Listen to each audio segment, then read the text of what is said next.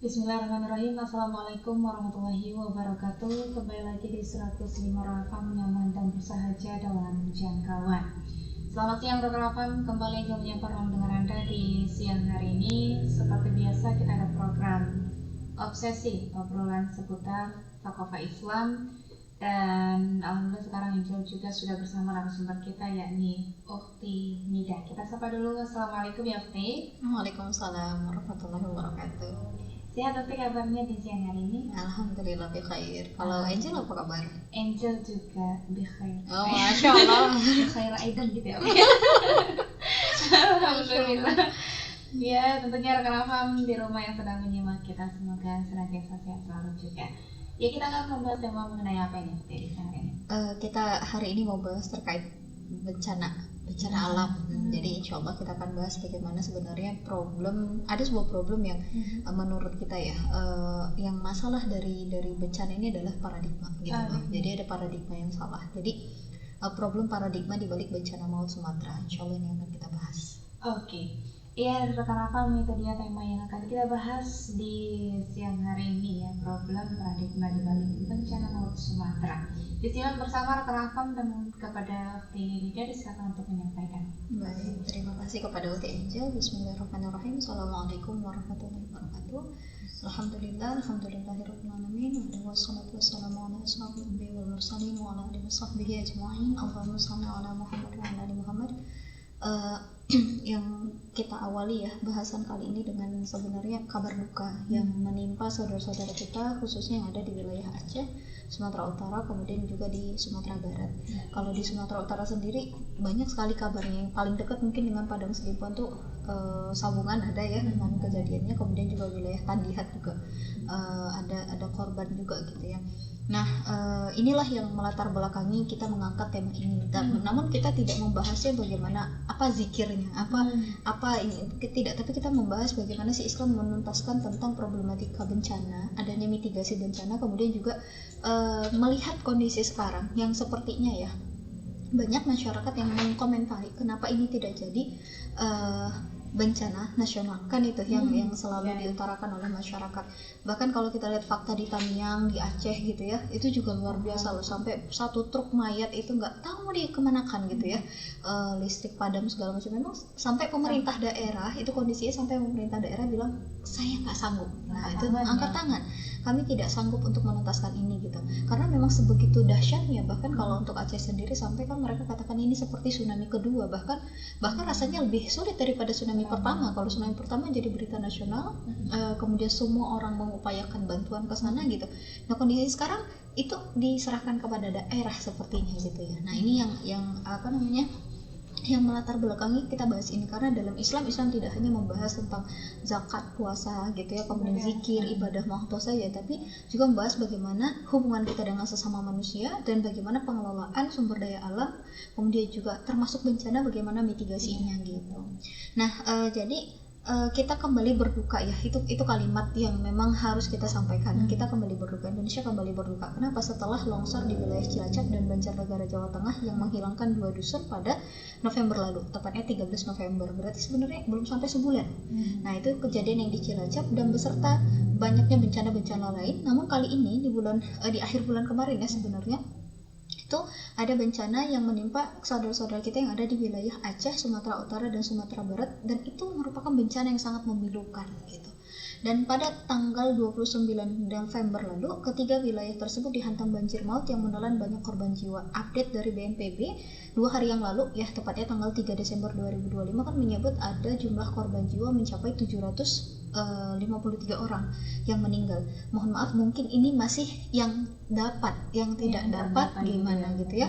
Lalu kemudian ada 650 orang hilang, kemudian ada 2.600 orang luka-luka, 3,3 juta warga terdampak, dan itu ada di 50 kabupaten kota, dan ada 576.300 tempat orang yang tinggal di pengungsian gitu. Jadi lebih dari 1,5 juta orang itu mengungsi gitu ya.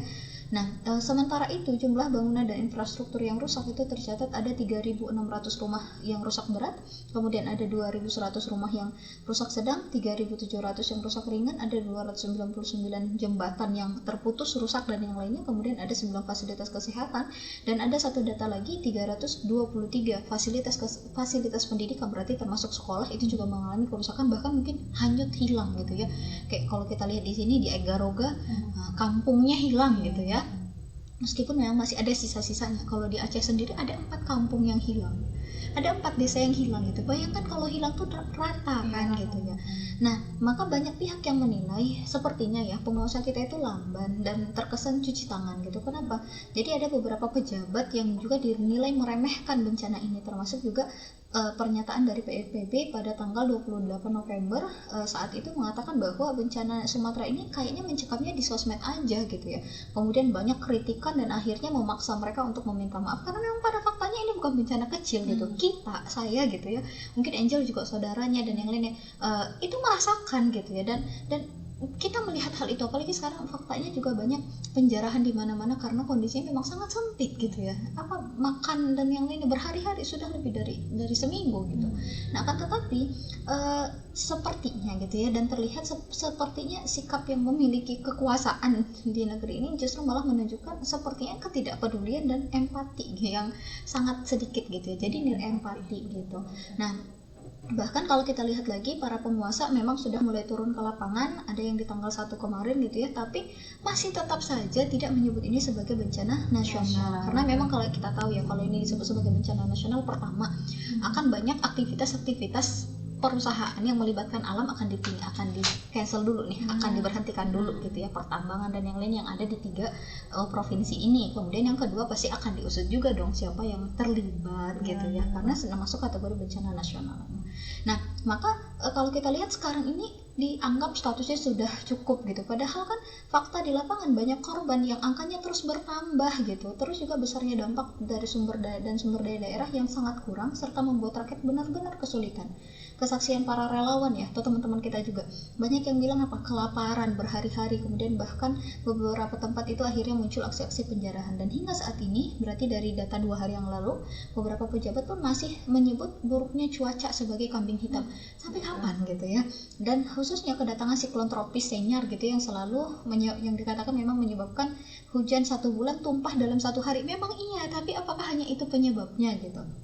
Dan beredarnya video-video seperti hantaman dahsyat air bah yang muncul dari ketinggian, kemudian serentetan arus air yang berisi lumpur yang super deras yang membawa material ribuan kubik kayu sebagai ukuran yang itu ukurannya banyak gitu ya, dan merusak berbagai bangunan, infrastruktur, kendaraan, bahkan membunuh manusia. Terus juga kita lihat nih banyak video-video yang beredar menggambarkan kerusakan hutan yang diambil komunitas peduli lingkungan sebelum kejadian bencana, justru mengungkap kejadian yang sebenarnya, bahwa apa yang diklaim oleh para penguasa ini efek dari siklon tropis Senyar ternyata tidak serta-merta hanya itu. Karena ketika muncul tuh kayu-kayu berlewatan, bahkan ada yang pakai nomor lagi, dinomorin gitu kan ya. Nah, maka Dirjen Penegak Hukum ya dari Kemenhub menyatakan bahwa kayu-kayu gelondongan yang hanyut itu bukan karena pembalakan liar, melainkan akibat tumbang alami gitu ya. Juga mendapatkan kritikan habis-habisan nih dari masyarakat gitu.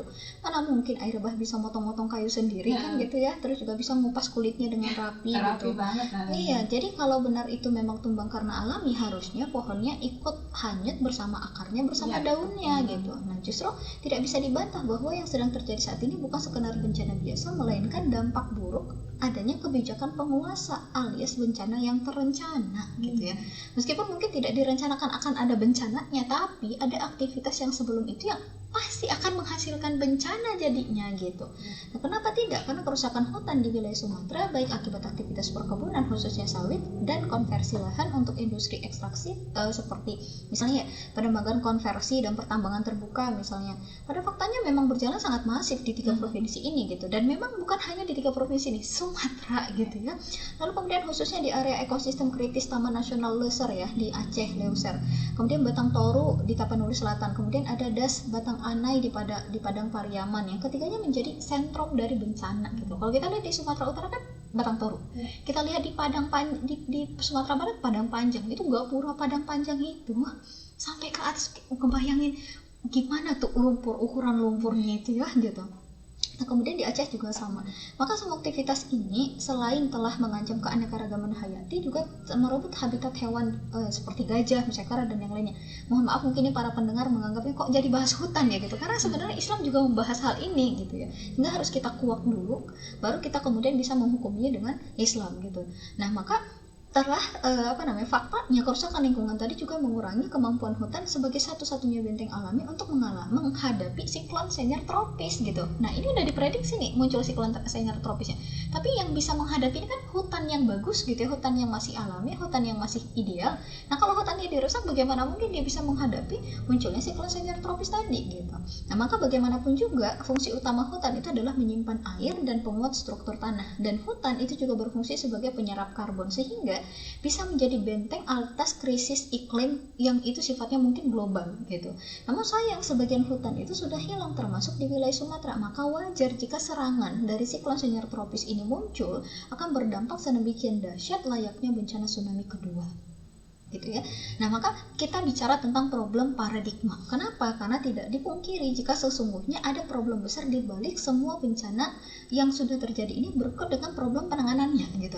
Jadi ada problem sebelum ini kejadian, problem saat ini terjadi, terus penanganannya gimana gitu ya. Nah, maka problem tersebut adalah problem yang digunakan adalah paradigma kepemimpinan sekuler kapitalistik yang dalam menentukan prioritas pembangunan tidak kenal dengan konsep halal haram gitu loh, dan sangat pro kepentingan pemodal, membuka ruang kong kali kong pengusaha dengan pengusaha gitu ya, dan jauh dari paradigma pengurusan alih-alih perlindungan rakyat gitu.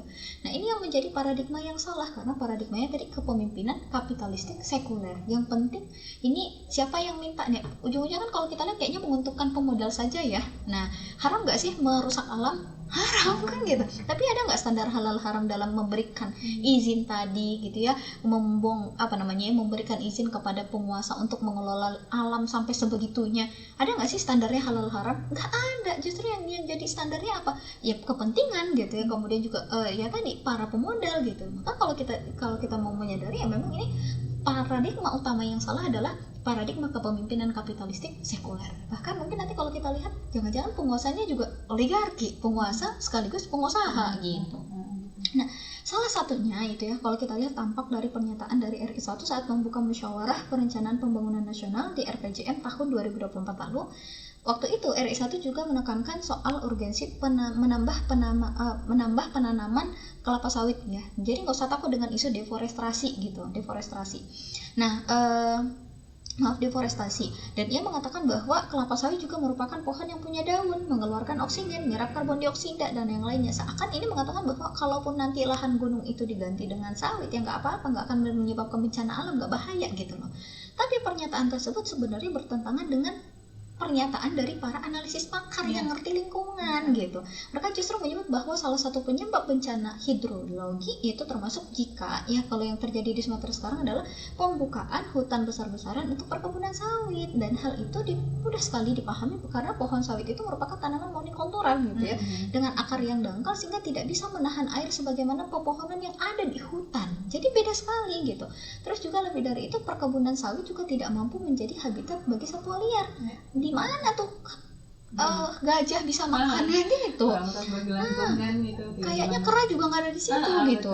Nah, jadi akan merusak satwa liar, kemudian keanekaragaman hayati, air juga nggak bisa dia serap dengan banyak, maka terbukti kasus-kasus penyerangan satwa liar ke pemukiman penduduk itu terjadi sangat meningkat dan kerap memakan korban gitu loh. Jadi karena habitat mereka kan dirusak. Nah, masalahnya pengembangan industri sawit besar-besaran baik oleh pemerintah atau swasta atau korporasi yang dilegalisasi oleh negara atau melibatkan para pengusaha-pengusaha tampaknya sudah menjadi program pilihan pembangunan sejak pemerintahan di era presiden sebelumnya gitu ya hingga sekarang. Jadi kalau kita lihat sebenarnya dari era Pak SBY ini sudah jadi topik pembangunan gitu.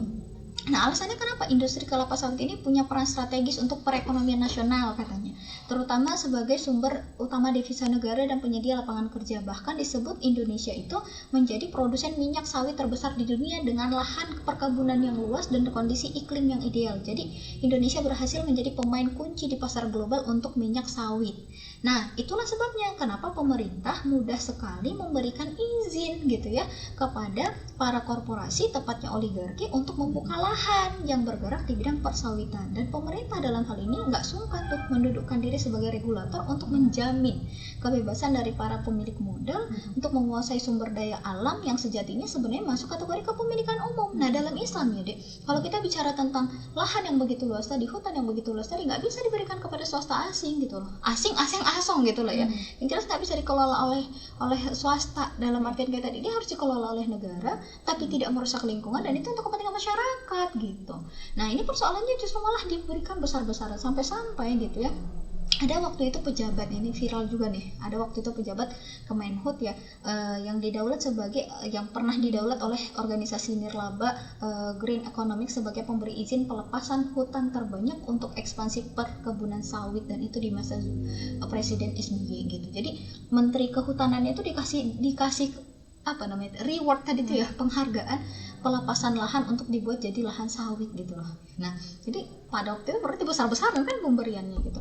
Nah, maka konon selama ia menjabat, ia sempat memberikan izin pelepasan hutan seluas 1,64 juta hektar atau sekitar 25 kali lipat luasnya dari luas DKI Jakarta. Segitulah luas lahan yang diberikan kepada swasta untuk dikelola jadi lahan sawit. Apa nggak makin rusak gitu ya?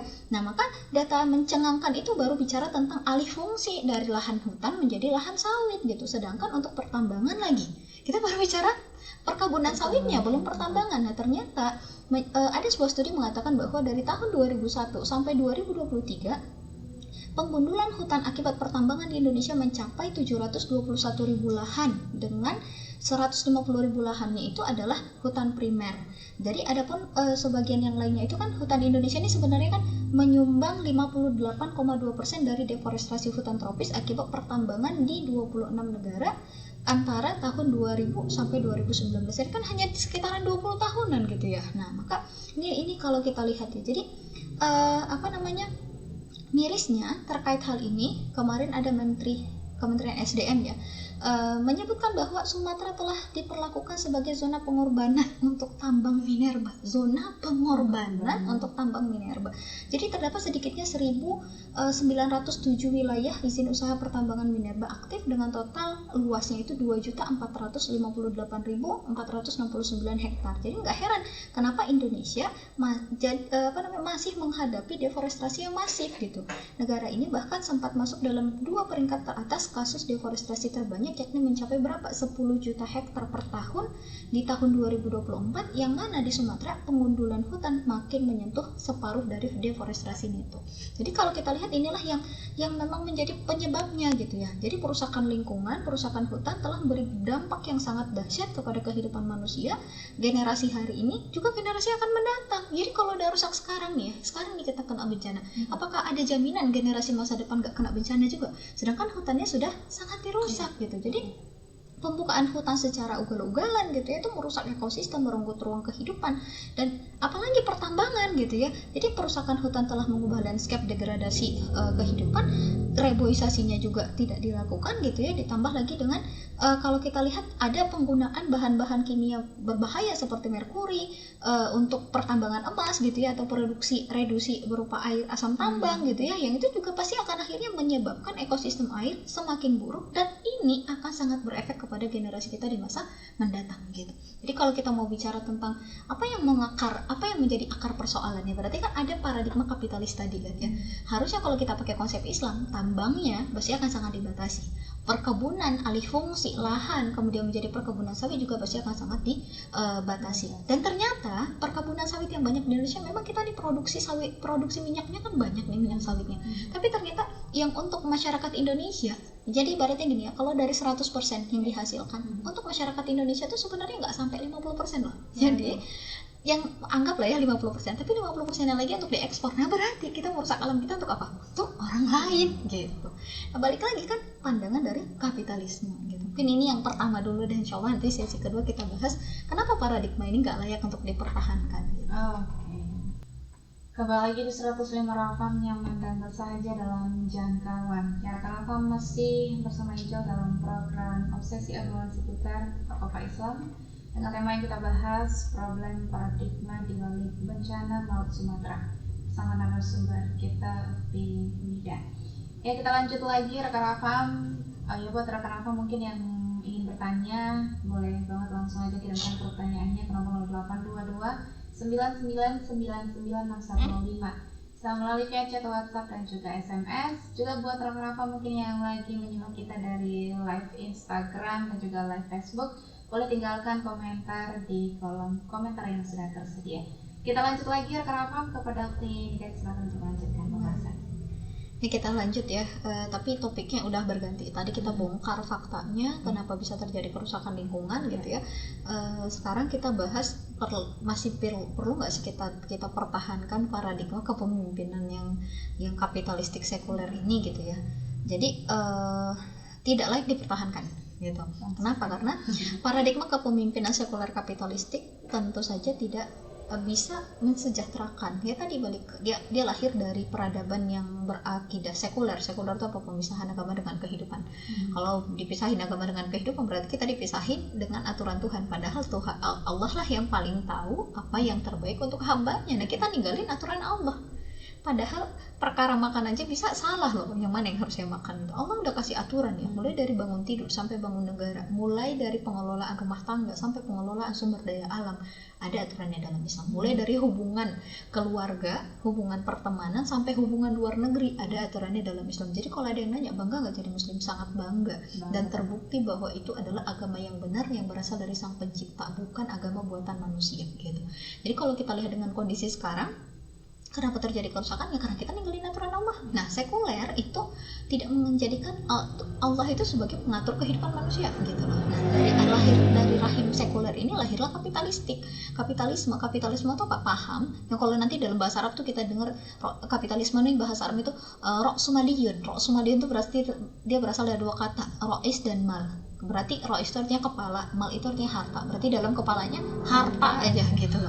Yang nggak peduli dia halal haram gitu. Nah itulah yang sekarang ini jadi pandangan masyarakat bahkan oleh para penguasa. Nah sehingga para pemilik modal gitu ya yang ada saat ini kemudian didukung oleh sistem kepemimpinan yang kapitalistik, ya udah segala sesuatu kalau mau kasih izin standarnya manfaat kan gitu ya. Standarnya apa keuntungannya gitu loh. Apakah halal atau haram belakangan. Merusak masyarakat, merusak lingkungan nggak belakangan gitu loh.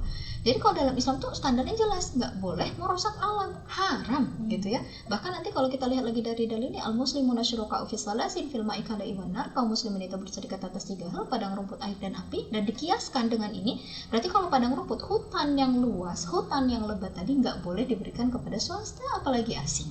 Swasta itu kan ada orang dalam negeri gitu ya, para pengusaha kapitalis yang di dalam negeri.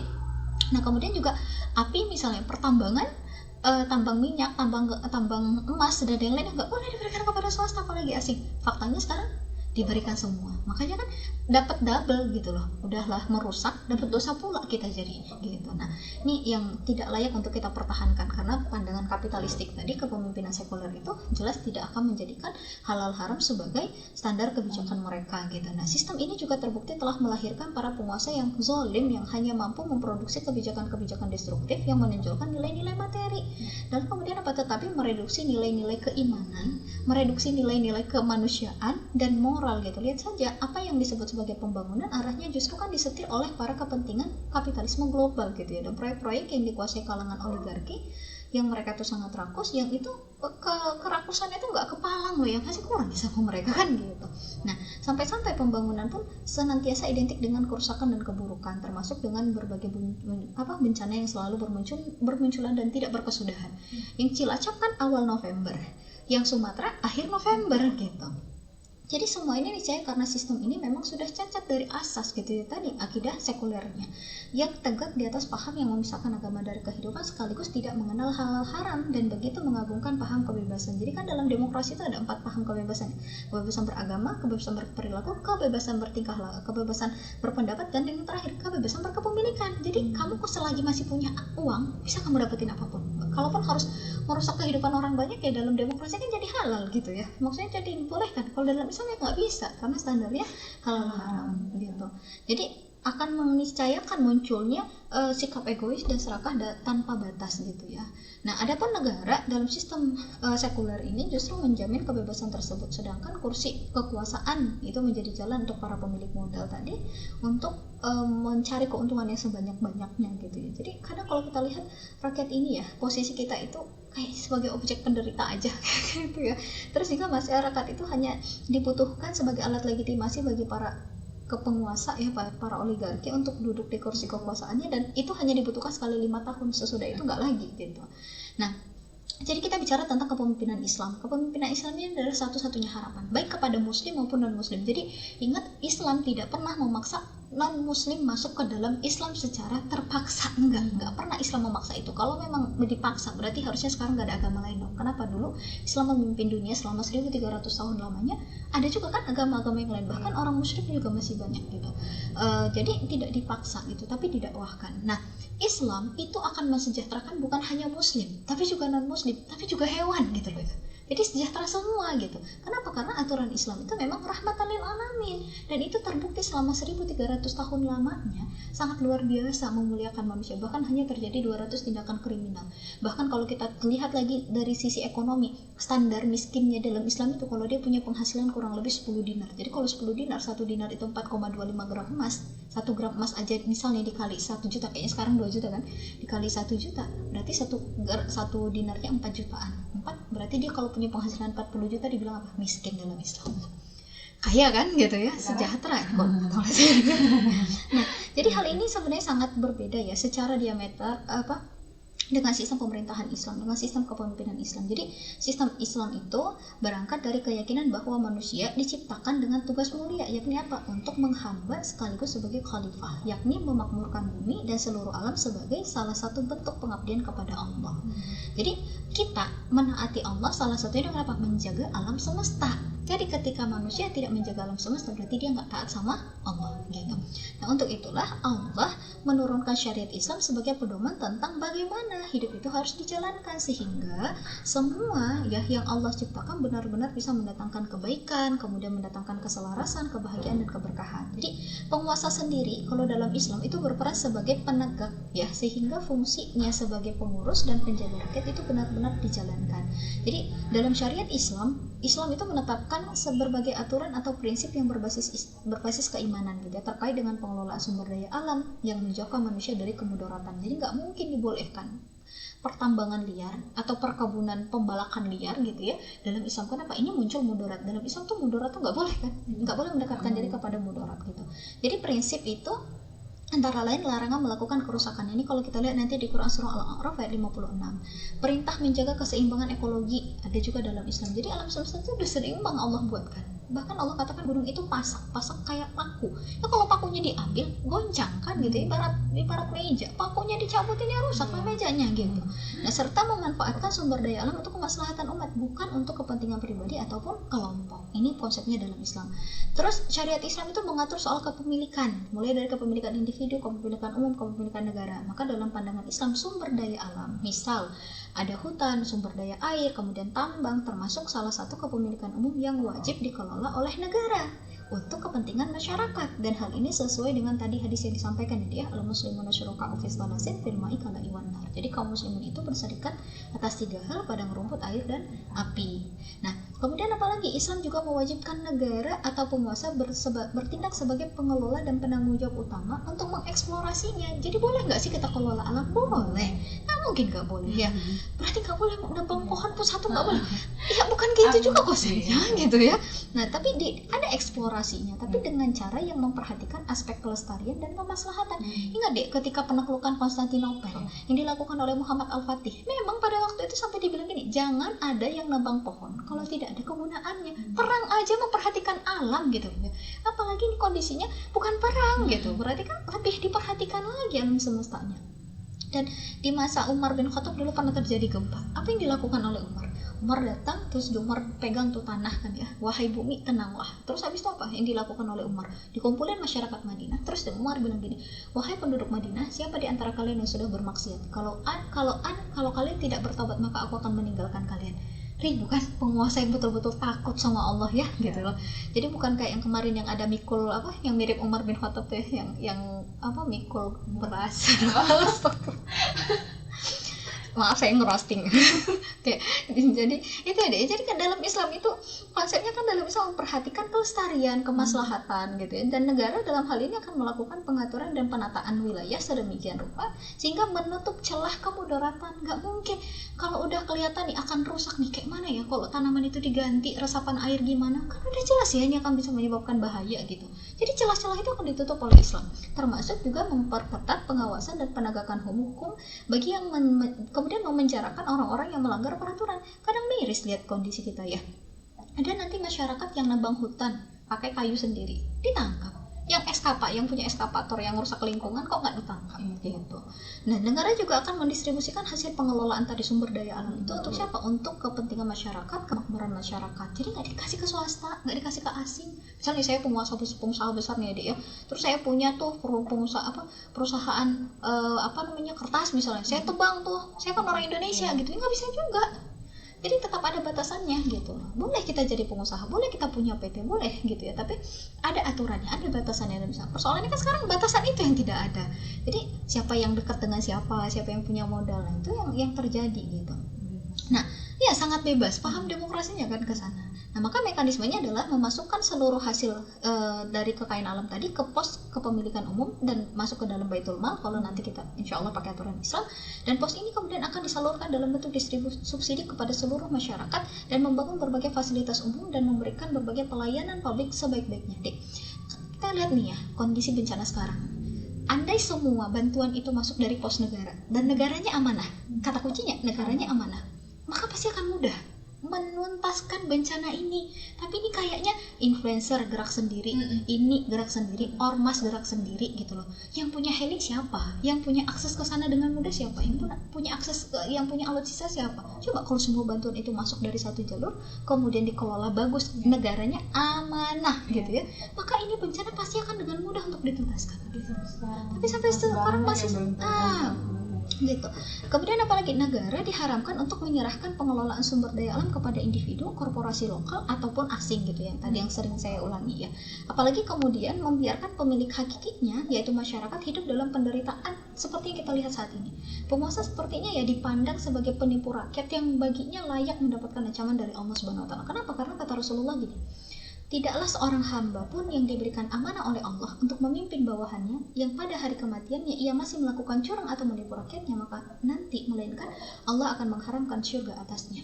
Orang tua kepada anaknya, suami kepada istri dan keluarganya, penguasa kepada rakyatnya. Nauzubillah. Dan konsistensi kepemimpinan Islam dan rakyatnya pada syariat Islam gitu ya, ketika mereka menerapkan Islam secara kafah itu menjadi jaminan atas kesejahteraan hidup di dunia dan di akhirat. Sebaliknya ketika kita menyimpang dari syariat akan mengundang azab dan murka Allah. Dan Allah gitu ya telah berfirman dalam Quran surah Al-A'raf ayat 96, dan sekiranya penduduk negeri beriman dan bertakwa, niscaya pasti akan kami limpahkan bagi mereka keberkahan dari langit dan bumi. Tetapi mereka mendustakan ayat-ayat kami, maka kami siksa mereka atas apa yang mereka perbuat. Jadi sebenarnya kita mengalami ini semua karena apa? Kita buat aturan di luar aturan Allah, dan inilah yang terjadi gitu. Jadi sebabnya kan karena manusia. Maka ini yang harus kita lihat gitu ya, maupun muncul kesadaran di tengah-tengah kaum muslimin untuk menerapkan Islam. Lalu itulah insya Allah yang akan menuntaskan semua problematika ini. Kita tinggalkan problematika kapitalistik sekuler tadi insya Allah. Mungkin itu dikembalikan kepada Uti Anjana.